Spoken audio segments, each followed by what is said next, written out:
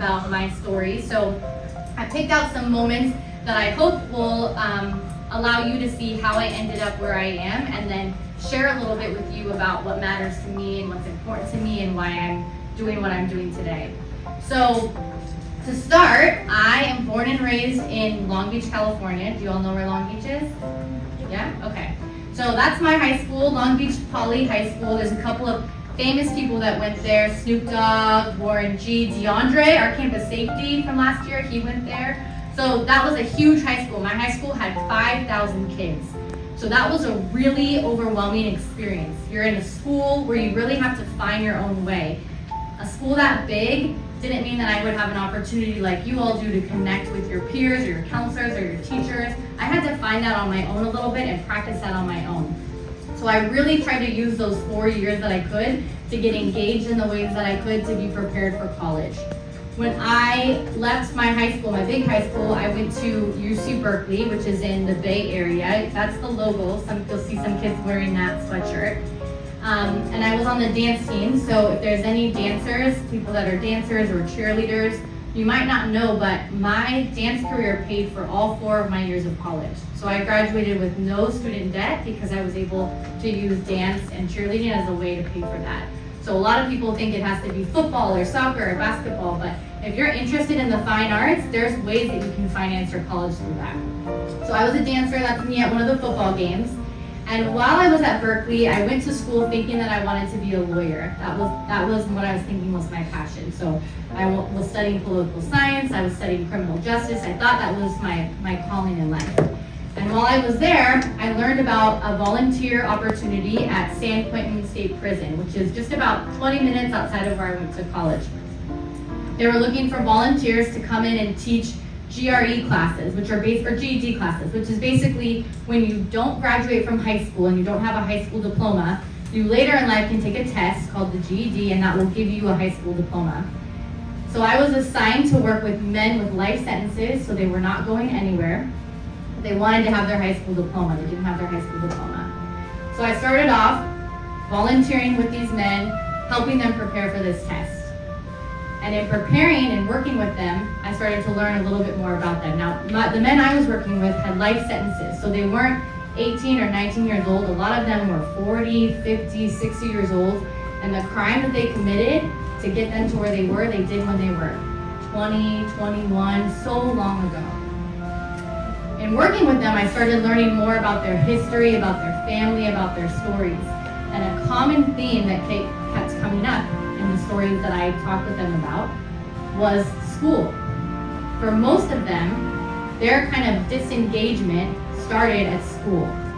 They either struggled to learn and they didn't feel like they had a teacher or someone to help them really engage, or they just didn't feel connected to school.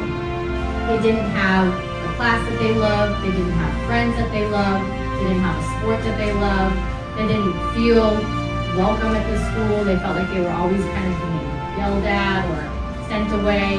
They didn't feel like a school was their home or their community. So a lot of their bad choices or the path they took started when they were young because of that. And I did this work in prison for about 11 years.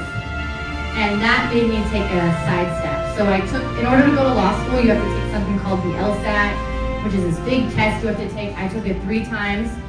I filled out my application, I got into law school, but I still felt so compelled by this volunteer work I was doing that I said, I can't do this just yet. So something called deferring, where you can say like, I'm not sure if I'm accepted to law school, but I'm not sure if I want to go yet. So I hit pause on that and I thought, I'm going to become a teacher, I want to work in schools. Because I was so driven by these stories that I heard, I thought I want to get back to the age that these men that I've worked with that have such an impact on me, I want to get back to where that started for them and see if I can make a difference and an impact there first. So these are 2 of the classrooms that I started in. So that picture on the right side, I only taught 1 year of junior high. So those were my 8th graders, so my first year of junior high. And then I went to the high school and I followed these kids all the way through their high school experience, and that's them graduating. So I was a teacher for 7 years, and as you can imagine, once I started working in schools and working with students, I felt I love working with kids. It's like the most fulfilling part of my day-to-day is getting to interact with all of you. I couldn't go back to law school. I was like hooked. School is where I'm meant to be. This is where I feel like I have an impact. I forwent all the opportunity to go to law school, to be a lawyer, because I knew that school was where I was supposed to be. So I taught for 7 years. After teaching for 7 years, I had an opportunity. I got my administrative credential. I had an opportunity to become an assistant principal, and this is my 5th year in AP, but my 4th year at South. And being an assistant principal has only further allowed me to feel like I'm able to connect with students and connect with families in a meaningful way. So when I think about like who I am and why I'm doing what I'm doing and why I'm still here every day, what gets me up every morning, my why is really you. Because I still go back to the men that I worked with that were 40, 50, 60 years old that told me that school never felt like a place for them. So my why is that I want each and every one of you to always feel like when you come to South, that you're seen, that you're valued, that you're heard, that we want you here, and that you have at least one adult. If it's not me, it's somebody else on this campus that you feel connected to. That is my driving force. I want you to learn math and English and history and all of those things, but more importantly, I want you to feel connected to school. I want you to feel like this is your home. You all are my future. So one day, Dr. Kim and I are gonna be old, and we're gonna be relying on all of you to be the ones that are leading our country, that are taking on the jobs that matter most in this world. You are the future. You guys are gonna be the ones that are shaping the future for my daughter. That's my daughter up there, Gigi. Her name's Gianna, we call her Gigi. So you all are gonna be the ones in positions of power and engaging in the community and the world that are gonna impact me when I'm older and then my daughter. So you all, the future of what we have, you're the future. So I want to be part of seeing what you all are able to do and take on. And I want that for all of you. I want that for my future, and I want it for my daughter's future. So I hope that helps you learn a little bit more about me.